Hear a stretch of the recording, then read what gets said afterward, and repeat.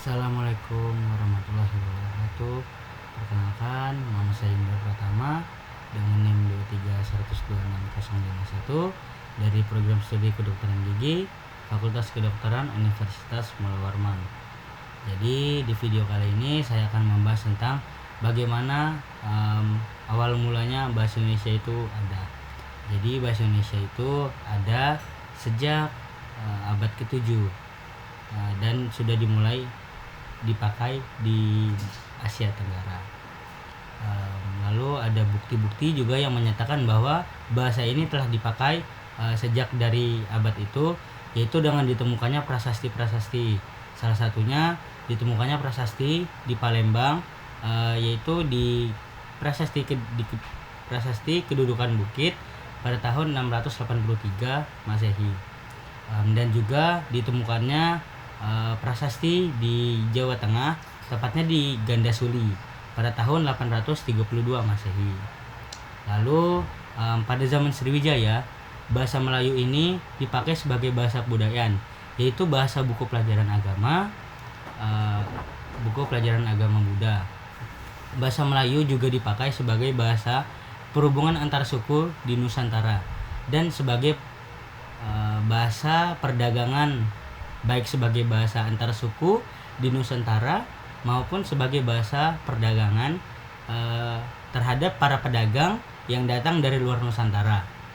Lalu selanjutnya, perkembangan dan pertumbuhan bahasa Melayu tampak makin jelas dari peninggalan kerajaan Islam, baik yang berupa batu tertulis seperti tulisan pada batu nisan di Minye Tujoh, Aceh, Berangka tahun 1380 Masehi, maupun hasil swasatra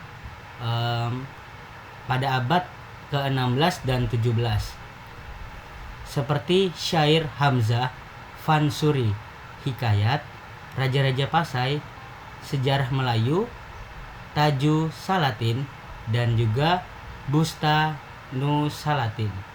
Bahasa Melayu menyebar ke pelosok Nusantara bersama dengan menyebarnya agama Islam di wilayah Nusantara. Bahasa Melayu mudah diterima oleh masyarakat Nusantara sebagai bahasa perhubungan antar pulau, antar suku, antar pedagang, antar bangsa, antar kerajaan. Karena bahasa Melayu tidak mengenal tingkat tutur.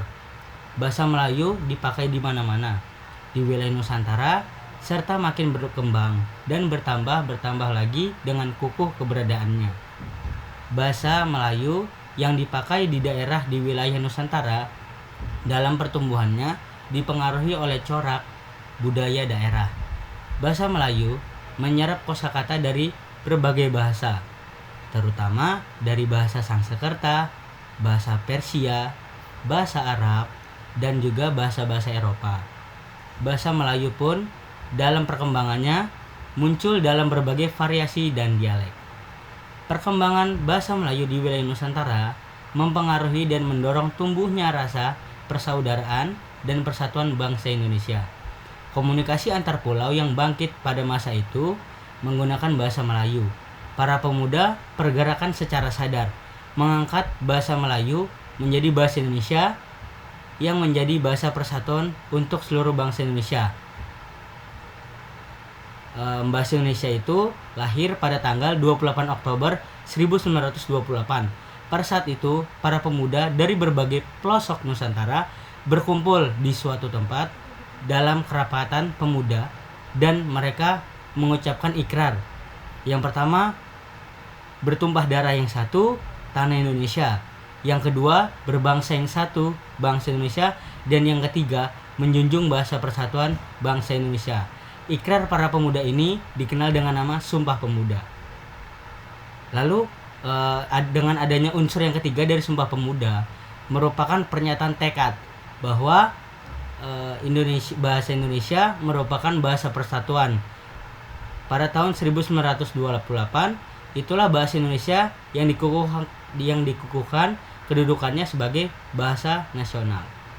Kebangkitan nasional telah mendorong perkembangan bahasa Indonesia dengan pesat.